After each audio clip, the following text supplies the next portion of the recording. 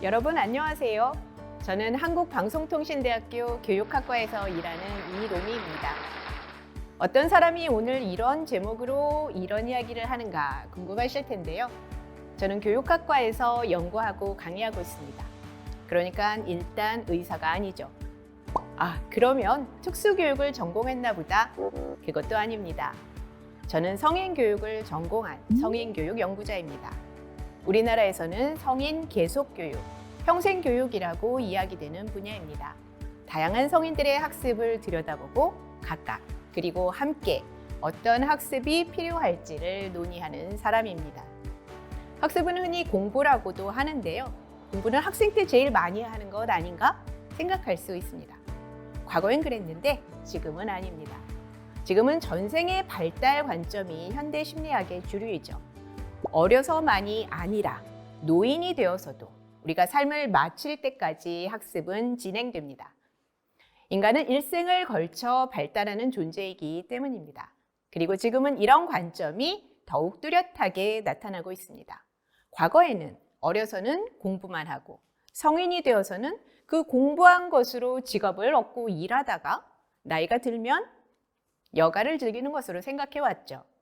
그런데 최근에는 연령 통합사회라고 해서 일, 여가, 학습이 다 연결되어 있어요. 그러니까 어려서도 일, 여가, 학습, 성인이 되어서도 일, 여가, 학습, 그리고 노인이 되어서도 일, 여가, 학습이 사람들의 삶에서 골고루 일어나야 합니다. 이렇게 나이에 관계없이 일, 여가, 학습이 서로 유기적으로 연결되어 있는 사회가 우리가 살기 좋은 사회라고 생각하고 연구하고 있습니다. 그리고 오늘은 무엇보다도 성인의 교육과 학습이 중요하다고 말씀드리고 싶은데요. 우리는 성인이 되면서 어렸을 때랑 비교할 수 없이 다양한 역할을 부여받지요. 그래서 그 각각의 역할을 잘 수행할 수 있는 교육과 학습이 아주 중요한 시기가 바로 성인기라는 점을 말씀드리고자 합니다. 그래서 오늘 여러분과의 만남, 부모 교육이라고 불리는 이 분야도 제가 관심을 갖고 학습하고 연구하는 영역 중에 하나입니다. 덧붙여 한 가지 말씀드릴 것은요. 저는 이주 배경을 갖고 있습니다. 한국인으로 태어나서 부모님과 이민을 가서 캐나다에서 살았습니다. 그리고 다시 한국으로 와서 살고 있습니다. 그런데 저는 부모님을 따라가기에는 아주 늦은 나이인 22살에 이민을 갔습니다. 대학교를 졸업하기 직전의 나이였는데요. 일반적으로 부모님을 따라 이민을 간다면 대여섯 살 때, 늦어도 12~13살 뭐 이렇잖아요. 그래서 제 경험은 이민 1세대의 경험과 1.5세대의 경험 그 사이 어디엔가 있습니다. 이민학에서는요, 저 같은 사람을 1.1세대 또는 1.2세대 이렇게 그 사이의 숫자로 표현하기도 합니다. 그러니까 나이가 꽤 들어서 이민을 갔고 한국으로 와서 결혼을 했고 캐나다로 다시 가서 대학원을 다니면서 아이를 낳아서 길렀고요. 아이가 4살 때 한국으로 돌아와서 또 한국에서 길렀습니다. 그래서 결혼이나 일, 학교 등의 경험에 있어서 한국으로 이주하신 이민 1세대 분들과 제가 상당히 근접한 경험을 갖고 있다고 볼 수 있겠습니다. 두 나라에서 아이를 키운 경험에 대해서 조금 이야기해 보면요. 저희 집 아이가 지금은 20살이 넘었는데요. 한국에서 10년, 캐나다에서 10년을 보냈습니다. 제가 보면요. 아이가 성인이 되기 전에 이제 한국에서 그리고 또 캐나다에서의 각각 그 10년의 경험들이 너무나 달랐다고 생각됩니다. 아이의 경험도 여러 가지로 어려웠습니다. 그리고 아이의 어려움은 곧 부모의 어려움이죠. 그래서 저는 늘상 어떻게 부모 노릇을 해야 하는지 고민했습니다. 그렇지만 제대로 실천을 못했고요. 아이는 그러는 사이에 성인이 되어버렸습니다. 자, 오늘 나눌 이야기는 조금 다른 우리 아이 어떻게 대해야 할까? 신경 다양성 관점에서 자녀 이해하기입니다. 부모라는 역할을 잘할 수 있도록 배우는 일은 개인적으로나 사회적으로 너무나 필요한 일입니다. 특히 최근에는 발달장애에 관한 그런 각종 교양 영상물이 넘쳐나고 있는데요. 남의 집 아이들을 관찰 카메라를 통해서 TV나 유튜브에서 보고 있죠. 일단 요새 그 누구라도 알아듣는 말이 바로 금쪽이인데요.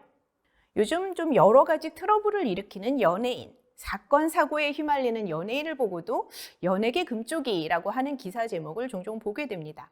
그러니까 일반적으로 금쪽이는 좋은 뜻으로 쓰는 것은 아닌 거죠. 그렇죠? 아이를 기르고 있고 내 아이의 발달 상황에 대한 걱정이 별로 없는 상태라면 금쪽이 TV 프로를 보게 되어도 와, 저 부모 힘들겠다 하는 정도에서 생각이 멈추게 됩니다. 그렇겠죠?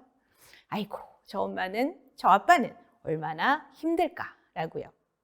그러다가 내 아이가 또래와 좀 다른 행동을 보이고 학교나 이웃에서 무슨 말이 들려오기 시작하면 이게 어느새 내 일이 됩니다. 걱정과 근심이 깊어지게 되죠. 그런데 어떻게 보면 부모 입장에서 이 문제는 딱히 의논할 사람이 없다는 게 큰 문제입니다. 일하고 아이 기르고 쳇바퀴 도는 일상을 살아가는 것만도 에너지가 딸리는데 우리 아이는 대체 왜 이럴까? 속상한 것이 가장 1차적인 감정일 것입니다.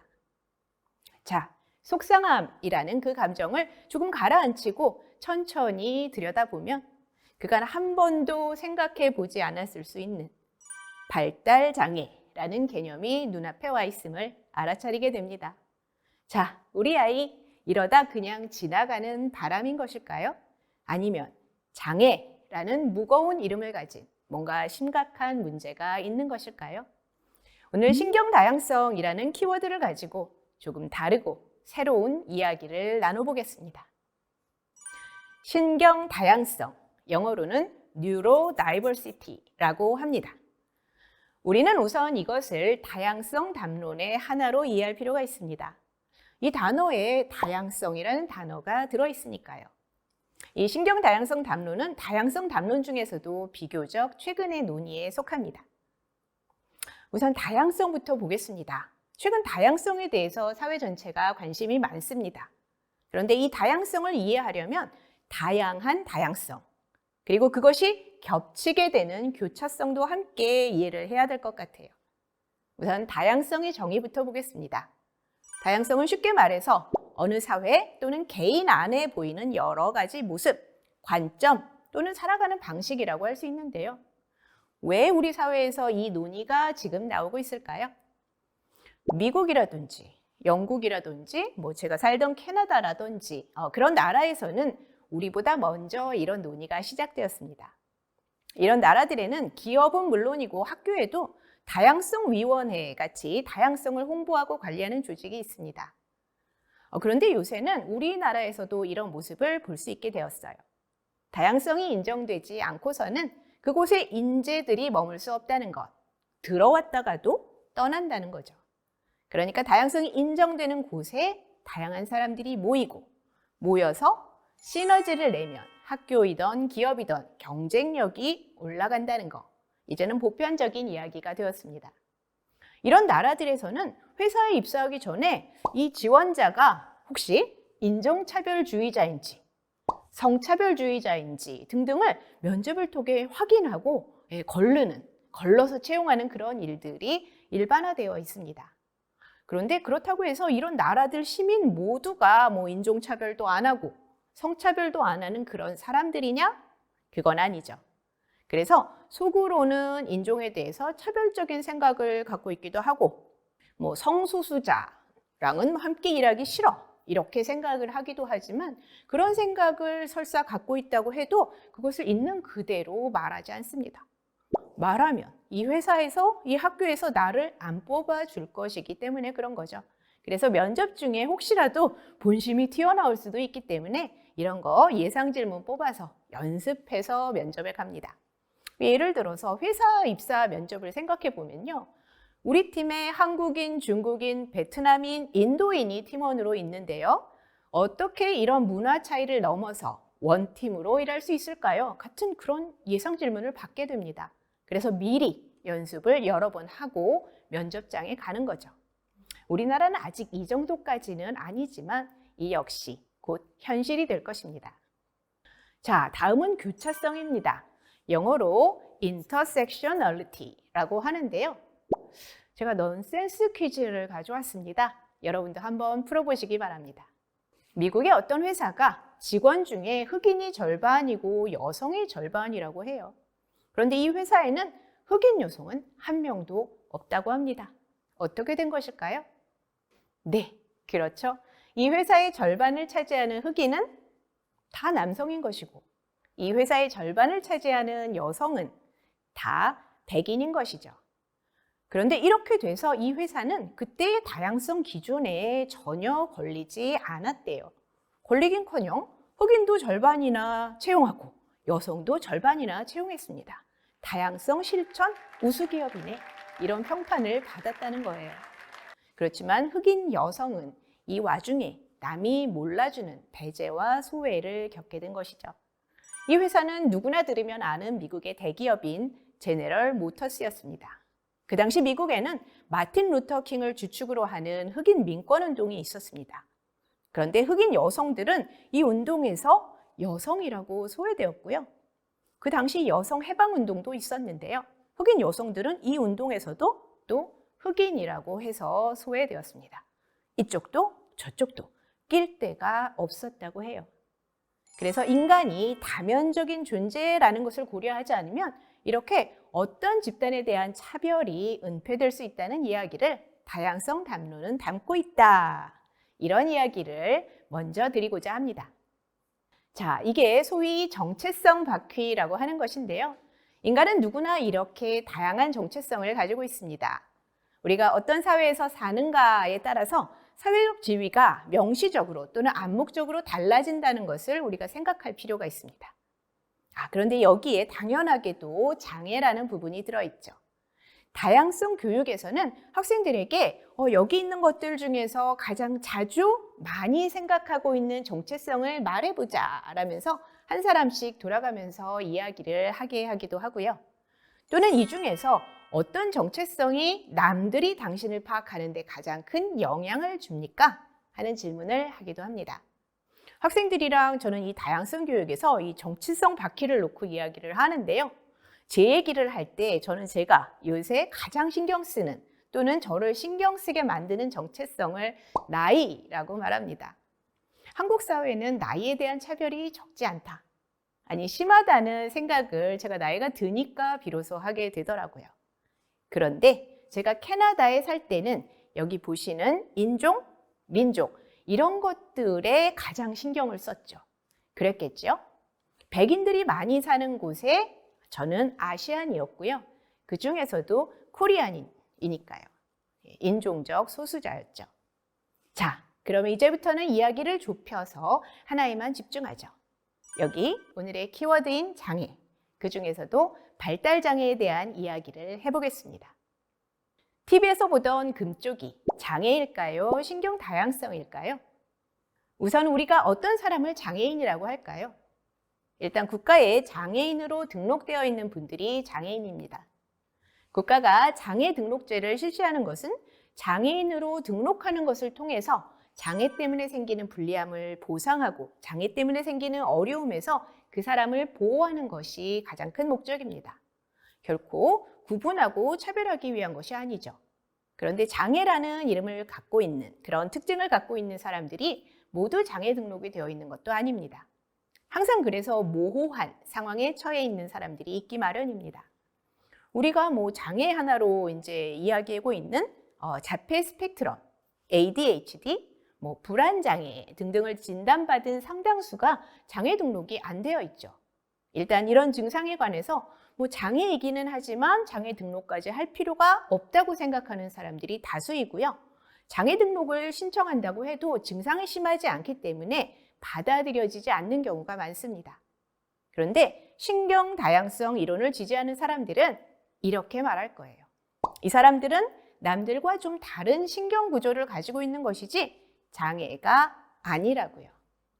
그러니까 우리가 발달장애라고 부르는 증상이나 특징을 다양성의 한 종류로 바라보면 안 될까?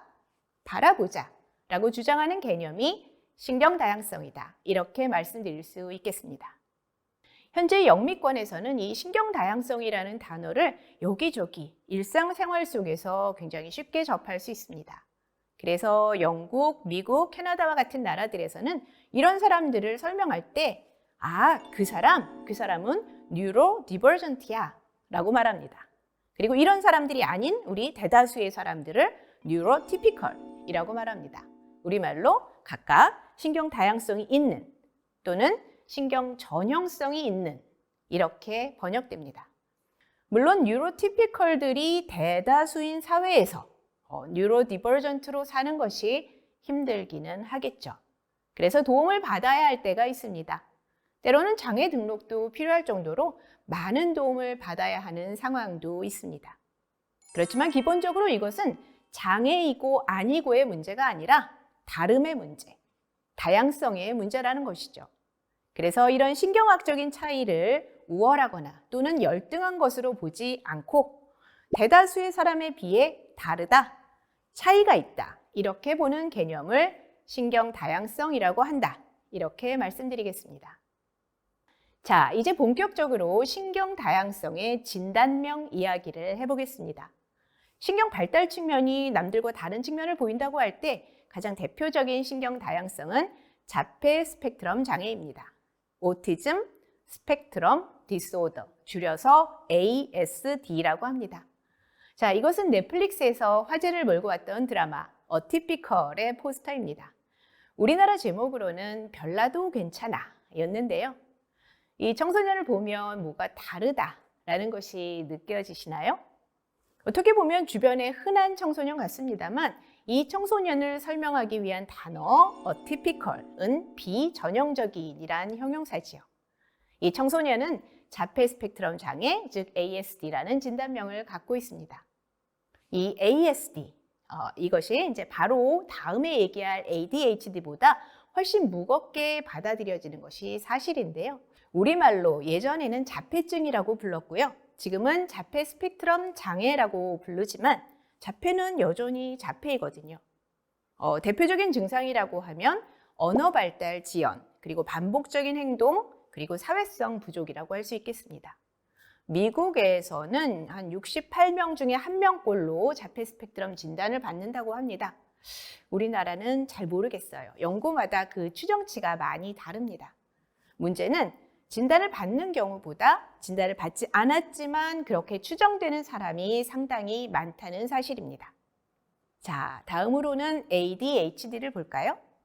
ADHD, Attention Deficit and Hyperactive Disorder의 준말입니다. 국내 ADHD 잠재 환자 수는 소아에서 약 36만 명, 청소년은 약 20만 명, 그리고 성인은 약 150만 명 정도로 추산된다고 합니다. 와, 많죠? 미국의 경우에는 진단을 받은 아동 청소년만 해도 640만 명이나 된다고 하네요. 이 ADHD는 ASD에 수반되기도 하고 단독으로 나타나기도 합니다. 여기에는 아직 대립되는 의견들이 많이 있는데요. 그 중에 하나가 약 처방 문제입니다. 현재는 진단을 받으면 약 처방이 이루어지는 것이 보통인데요. 옛날 우리가 학교를 다닐 때를 생각해 보면 산만하기가 이를 데 없어서 선생님을 힘들게 하던 그런 아이들 꼭 반에 한두 명씩은 있었죠. 그런데 이제는 그런 아이들이 ADHD 진단을 받고 투약의 대상이 되고 있습니다. 그래서 더 과학적이기 때문에 과거보다 더 좋아진 것일까요? 그럴 수도 있습니다. 그렇지만 이렇게 이것을 발달장애로 보는데 수반되는 문제도 물론 있습니다. 아니, 사실 많지요. 지금은 ADHD가 뇌가 달라서 생기는 문제라는 견해가 좀 자리를 잡았습니다. 그런데 극히 최근까지도 이 ADHD가 부모의 양육 태도의 문제다라는 그런 의견도 있었을 정도로 그 원인을 잘 몰랐습니다. 이 문제에 대해서 아이들이 약 복용하는 게 정말 최선의 대응인가 하는 문제에 대해서도 아직 많은 논란이 있습니다. 자, 이 외에도 좀 다른 이야기 같지만 영재성, 이것도 신경계의 특수한 상태로 볼 수 있습니다.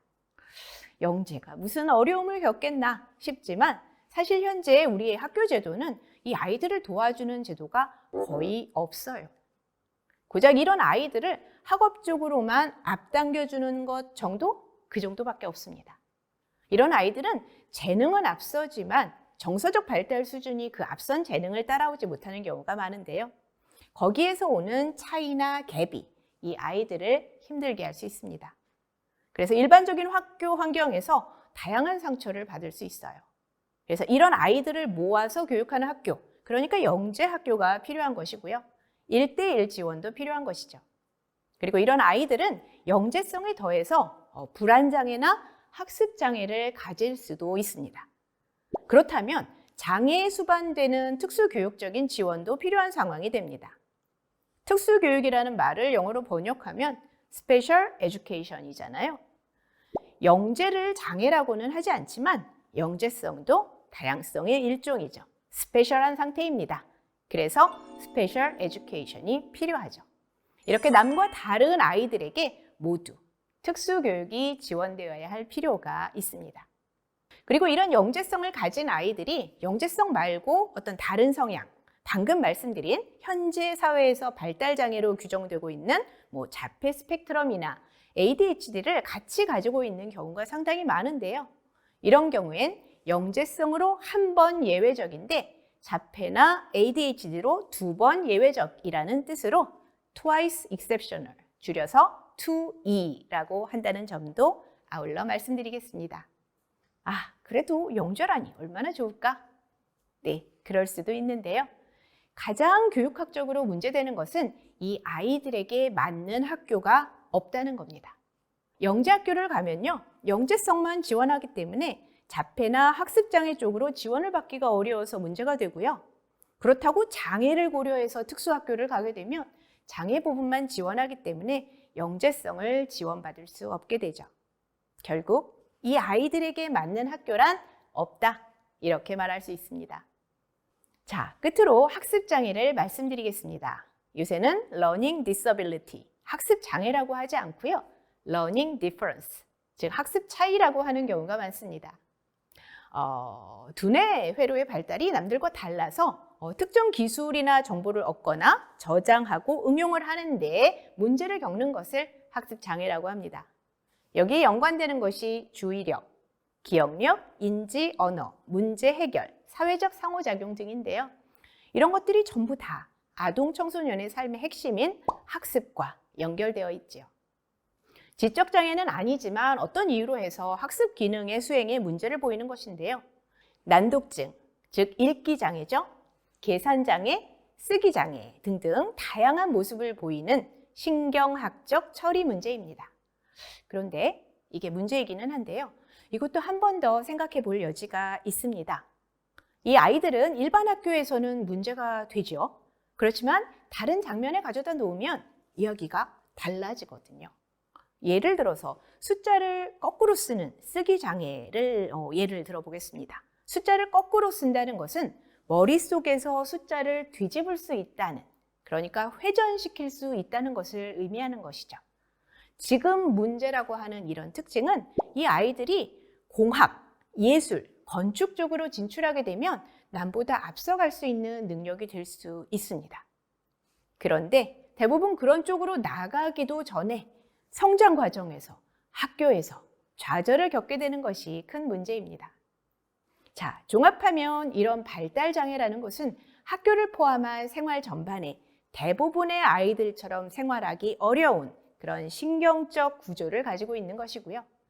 이런 아이들의 다름은 대체로 인정되고 배려받기보다는 배제되거나 장애로 간주되고 있는 것이 현실이라는 것입니다. 이런 상황에서 제기할 문제는 몇 가지가 있습니다. 우선 장애의 진단, 판정이라는 것이 순전히 의학적 소견이고 불변하는 것일까요? 그렇지 않습니다. 예를 들면 미국의 학생들이 100명에 11명꼴로 ADHD 판정을 받는다고 하는데요. 그렇다고 해서 미국 아이들이 다른 나라 아이들보다 특별히 ADHD에 취약하다고 단정지어서 말하기는 어렵습니다. 여러 가지 분석이 있지만요. 이 아이들이 이렇게 ADHD 판정을 많이 받는 데는 제약회사의 로비가 작용한다는 의견도 꽤 있습니다.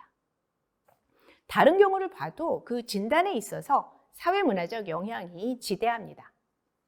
예를 들어서 많은 나라들에서 여자아이들은 ADHD나 ASD를 판정받는 경우가 남자아이들보다 적습니다. 이건 또 왜일까요? 전적으로 성별의 문제일까요? 아니라는 의견이 많습니다. 여자아이들은 자기의 성향을 남자아이들보다 더 잘 숨긴대요. 그런 능력이 발달해 있어가지고 아주 산만한 아이들 위주로 이제 눈에 띄는 거잖아요. ADHD는. 그리고 그 다음에 병원 진단으로 이어지기 때문에 남자아이들에 비해서 상대적으로 조용한 여자아이들은 진단을 덜 받는다는 겁니다. 또 볼까요? 미국이나 캐나다에서 아이들 중에 영재성 판정을 받는 아이들을 보면 백인들이 더 많습니다.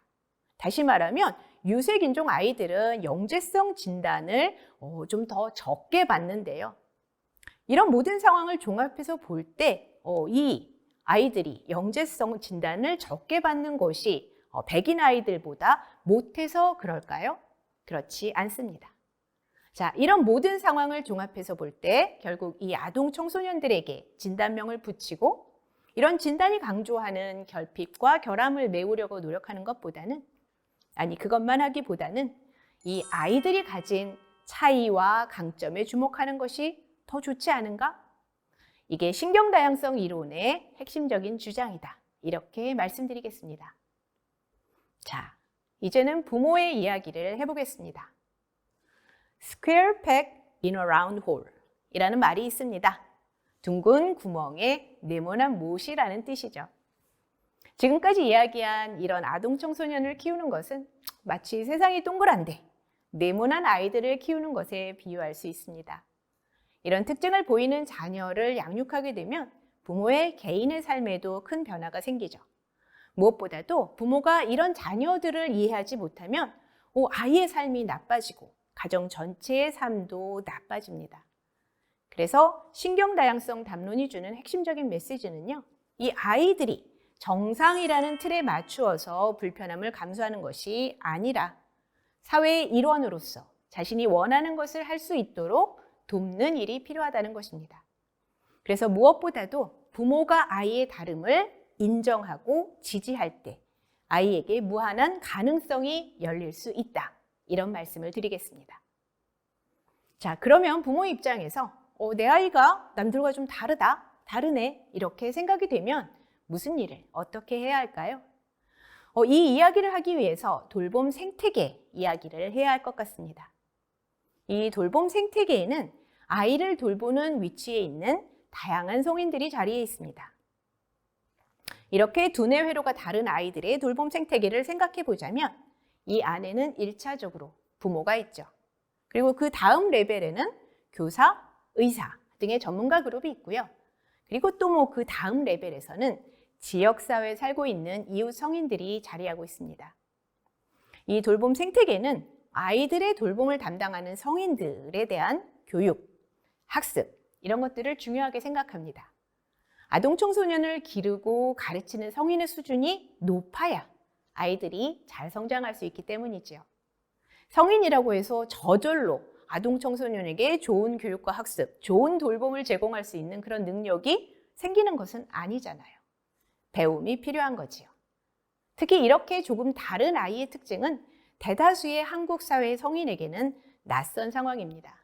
부모도 잘 모르고 교사도 당황스럽습니다.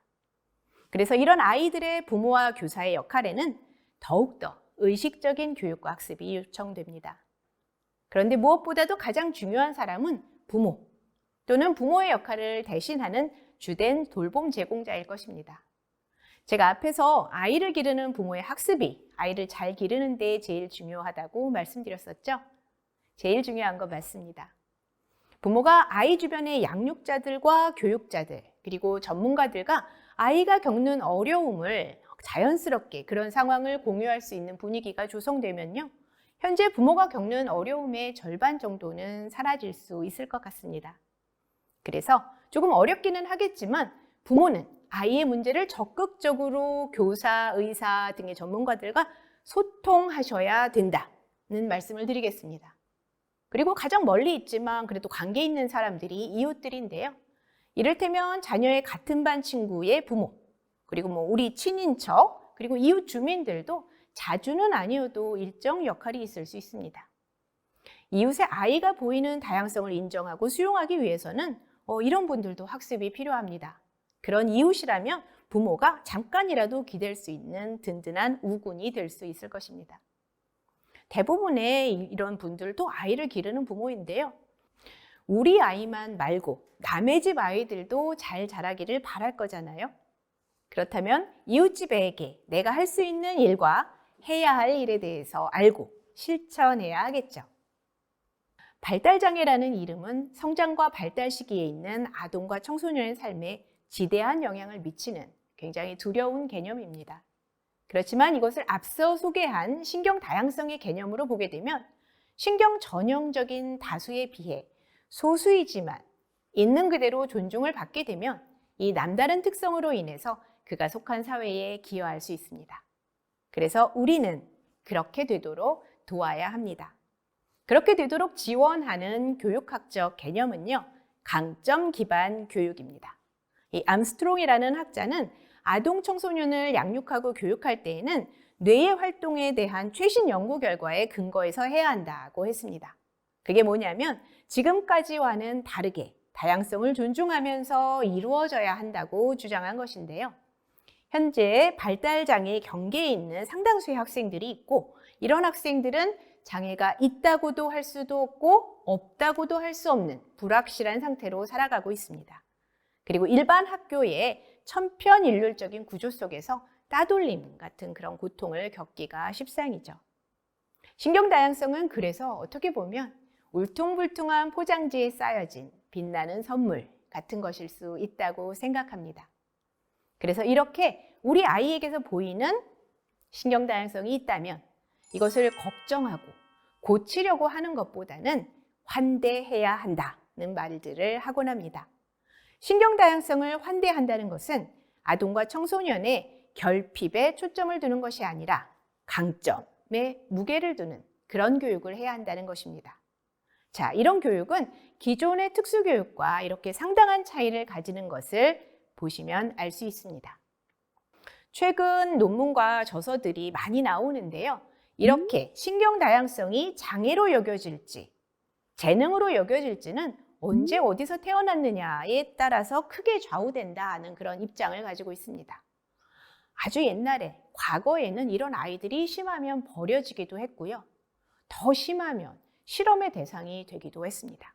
그리고 쥐도 새도 모르게 죽임을 당한 적도 있었다고 합니다.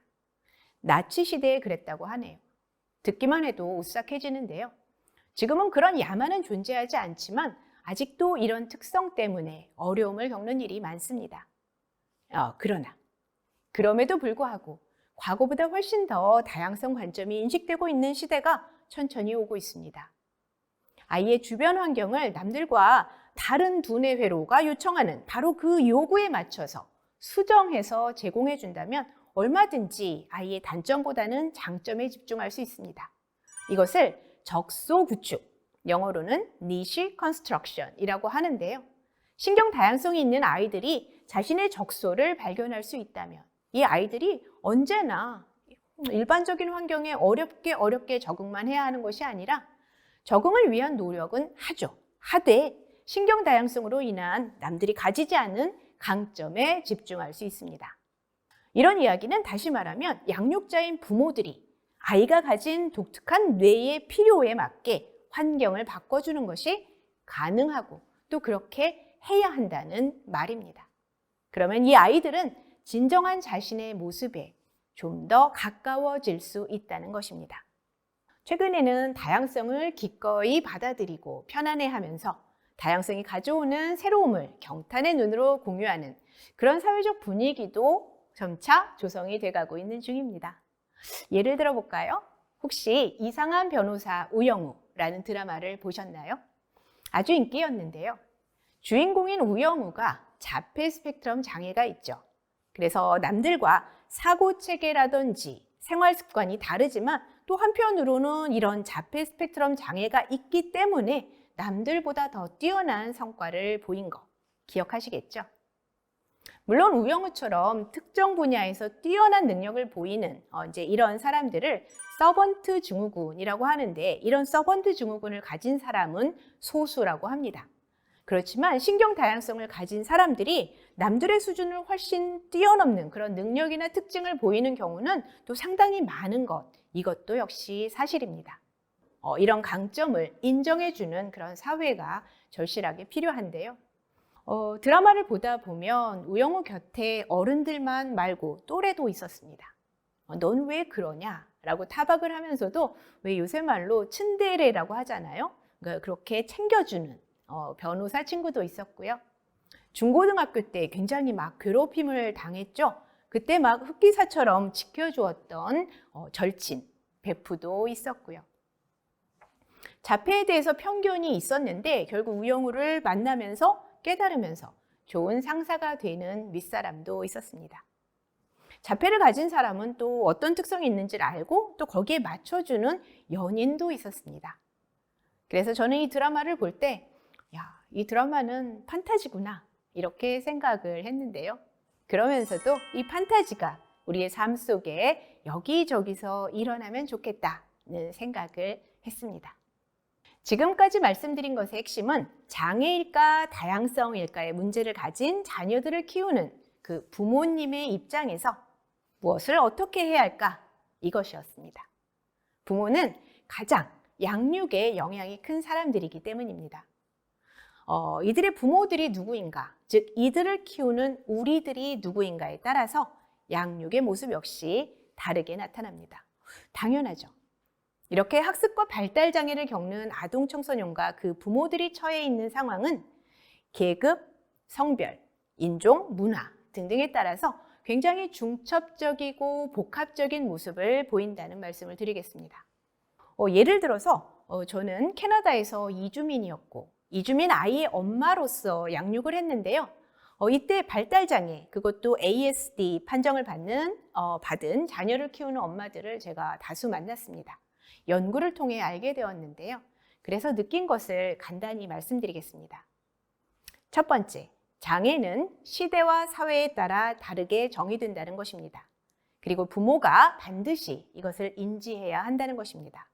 자폐 진단을 받은 아이를 키우는 여러 엄마들을 만나게 되면서요, 제가 알게 된 것은 몇 가지가 있는데요. ADHD냐, 자폐냐를 놓고도 한국과 중국에서의 진단, 캐나다에서의 진단, 이 세 가지가 다 달랐습니다. 심지어는 캐나다에서도요, 1차 진단과 2차 진단이 다르게 나온 경우도 있었어요. 이런저런 사례들을 접하게 되면서 제가 느낀 것은요, 진단, 그 자체가 중요한 게 아니라는 것이었습니다. 전문가들이 들으시면 안 좋아하실 수도 있겠는데요. 오해가 없기를 바랍니다. 중요한 것은 그래서 아이가 다르다면 어떻게 할 것인가에 대한 부모의 태도가 중요하다는 것이었어요. 그리고 그런 태도를 갖게 하는 부모의 학습이 중요하다는 것입니다.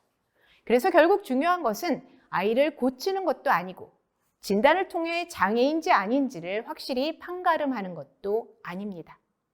아이가 가진 성향 자체를 파악하고 그 성향이 얼마나 기존 세상의 프레임에 맞는가 맞지 않는가를 파악하고요.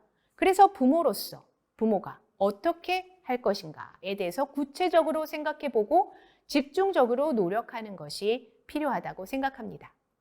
아이에 맞게 적극적으로 전문가를 활용할 필요도 있습니다. 아이를 지지해 줄 수 있는 사람들을 찾고 연대하는 것도 필요합니다. 그러니까 예를 들어 진단이 중요하죠. 진단 중요합니다. 그렇지만 진단이 자폐로 나왔다고 해서 절망할 필요도 없습니다. 진단으로 인해 받을 상처가 더 크다고 생각한다면 많은 사람에게 그걸 이야기할 필요도 없을 것 같습니다.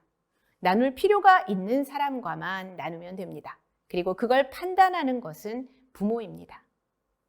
쉽지는 않겠지만 나눠야 하는 사람과 나누지 말아야 할 사람을 구분하는 것도 부모가 학습을 통해서 판단해야 할 문제라고 생각합니다.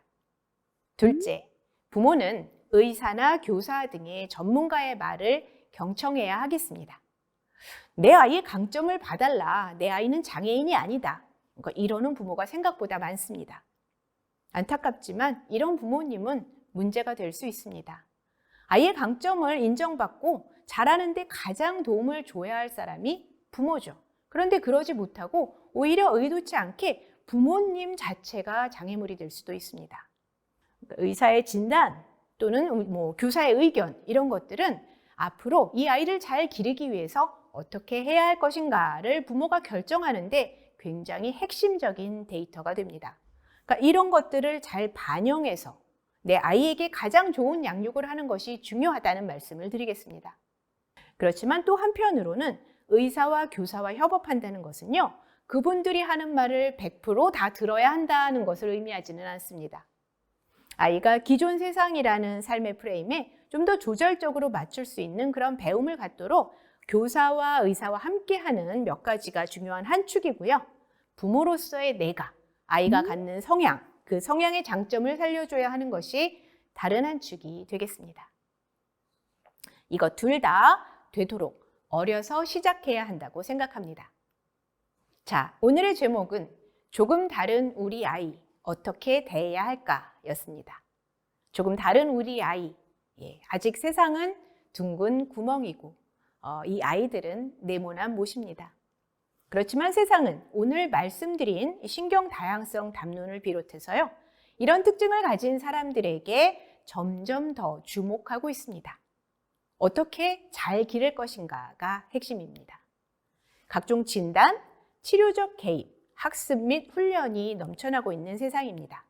앞으로 교육과 복지 구조가 변화할 텐데요. 이런 변화 속에 교사를 비롯한 모든 전문가들의 변화도 일어날 것입니다. 그렇지만 가장 중요한 사람 역시 부모라고 생각합니다. 우리는 ADHD나 자폐가 있지만 세계적인 스타가 된 사람들을 가끔 보고 있는데요. 요새 볼 수 있는 사람 중에 하나는 스웨덴의 환경운동가 그레타 툰베리입니다. 툰베리는 자폐 스펙트럼이 있는데요. 자기의 자폐 성향을 초능력이라고 여긴다고 하네요. 툰베리의 엄마나 아빠가 남과 다른 이 아이에 대해서 걱정만 하고 강점을 살리는 데 적극적으로 지원하지 않았다면 툰베리가 지금의 툰베리일까 싶습니다. 기대했던 것과 다른 길을 가는 아이가 우리 아이라면 우리 아이를 올바로 보고 아이를 이 세상에 끼워놓고 밀어놓고 적응시키는 것보다는 우리 아이들만의 길을 갈 수 있도록 도와주어야 한다는 것. 그러니까 우리 아이들의 장점을 찾아내면서 부족함도 정확히 알고 인정하면서 필요한 것을 해야 한다는 것. 그리고 여력이 있다면 현존하는 교육 시스템도 직시하면서 우리 아이들이 속할 수 있는 방법을 강구하는 것. 이것이 지금 부모님이 아시고 해야 할 일이 아닐까 합니다. 이런 말씀을 드리면서 마치겠습니다.